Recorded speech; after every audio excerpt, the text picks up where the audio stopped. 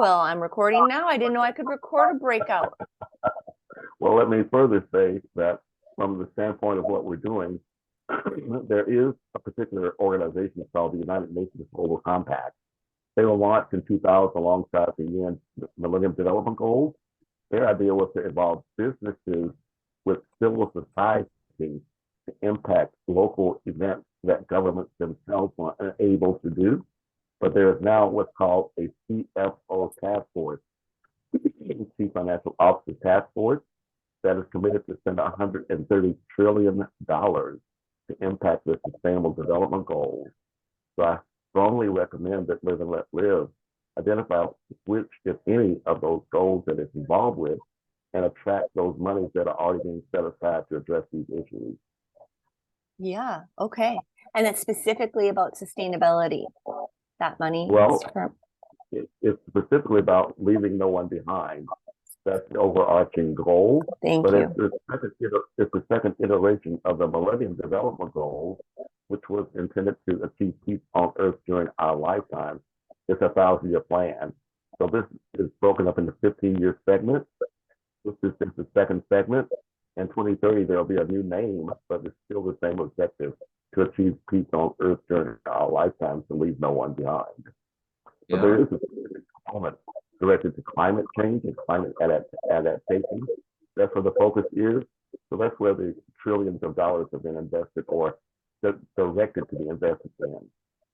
Yeah, that's a really great idea, Andrew, because I mean, they're spread across the 17 Sustainable Development Goals. Are spread across all sorts of domains, from poverty to health to all the various human challenges we've got in the world right now. So if you go and look up, even Google 17 of the Sustainable Development Goals, you see all the details there. They've got some lovely charts that summarizes them as well. So that's a really neat idea as well, Andrew, to be able to leverage that and tie into that.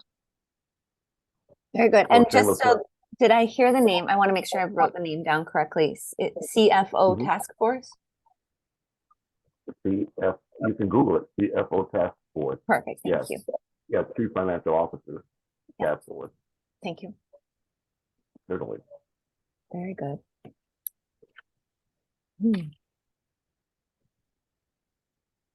This is very interesting, this kind of concept of the co-development concept, whereas I thought, we were kind of slugging away doing this ourselves, and this might be far more fun and interesting to get some funding behind it and some power behind it and energy and funds. And I think that's a really win-win opportunity, honestly, Jen, because I think corporations are actively looking. Well, purely it's in their own interest, like commercial interest, is to be able to actually genuinely contribute to, development. And again, more younger people in particular in the corporate world are a lot more discerning now around the types of organizations they work with, and they're using that as a real differentiator. So that for me is a really big opportunity. I think if someone within a decision maker with some of these corporations sees the commercial benefits for the organization, but they can see how it's going to really, really help engagement with their employees and make a real difference, I think that's a real win-win-win-win opportunity, That's what we like to play for. I have a question for you. Do you think, like, how appealing, I'm thinking of I call them millennials. So millennials are the older Gen Zs and the younger millennials, sort of in that range. What are your thoughts on them actually wanting to participate in something like this, for learning how to put on an event, learning how to do business? We have 67 business courses that they could take in their own time, and then get 50% of the profits that they create through the event. Yeah, sorry, Andrew, go ahead. I think it's our responsibility to engage them at the beginning and let them drive the narrative. What I've learned is that the millennials and even the Z generation, they do have a very active social consciousness that may be more acute than our own, but they won't follow what we say. They'll only watch what we do. But if we self-empower them, I think, Jen, that's the only way this will really be a success. Yeah, I'd 100% agree with that. I think there's a great appetite for younger people to really make a difference, get involved, and have autonomy in changing and driving change. Yeah, I 100% agree. I think that's a great opportunity. The timing is perfect, I think, you know. Great. Yeah. Okay. That's kind of what I was thinking is the autonomy and the learning the entrepreneurial skills and making money and making changes in Yeah. the world and promoting peace and freedom. It's rebalancing. It's not all about the profit. It's all like profit is important, but it's what's becoming more important and a bigger priority are the other aspects that might have been ignored before. And it's that rebalancing, I think, that's going on, that the younger people in particular are thinking, you know, a much more balanced approach to how business is done and how people live, you know. Yeah. You have an amazing, appealing concept here with the social enterprise. Then, when I heard you say that the participants can not only benefit particular projects, but they can benefit themselves as well. I think it's important to start with that as what we use to engage the millennials, so that they can begin to feel like they can have a future much different than the one that they were born into. And I think it's important that we, again, get the millennials involved to decide how that story is told and be the ones to actually help guide us in the ways we can better assist their own development. That's my personal opinion. Perfect. Thank you. Yes.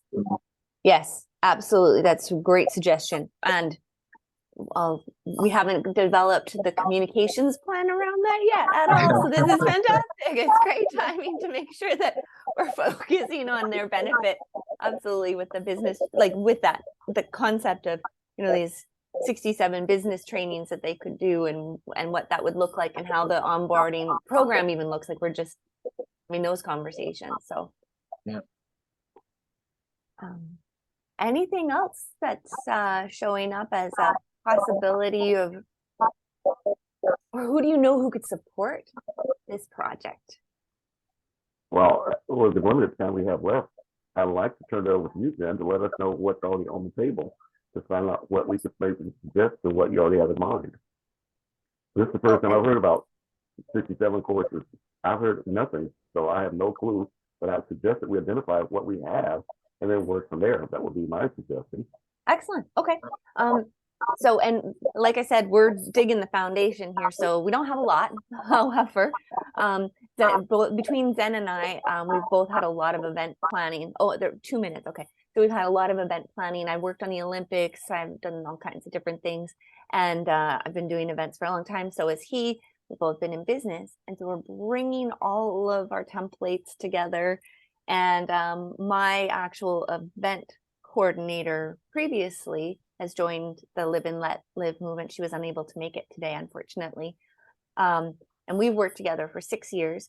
And she's actually taking them and working them through step by step by step. Because I've got, you know, something from here and something from there. So they'll have resources for an event planning guide. They'll have the budgets. They'll have all the contracts, how to make an agreement with the venue, how to sponsorship, the emails, etc. So it's very nitty gritty. And then also the business training, so that they're getting that entrepreneurial aspects. And I'd envision this where we have a cohort that's doing an intake with, you know, several program hosts around the world. And Ruth is our coordinator on this, and she could actually, you know, train them all, hold their hands, and then change their lives. Wonderful. That alone sounds like something that particularly insurance companies, finance companies, those focused on financial literacy, those are areas where I think you could attract a lot of corporate support. But again, it comes down to how you pitch it. Yeah, very good point. Very good point. Financial literacy and entrepreneurial, business training, things like this. Great suggestion. And you're right, how it's pitched. We'll put some thought to that, definitely. And as it evolves a little bit too. In fact, the first event will be a training for I think primarily moms on how to be a freelance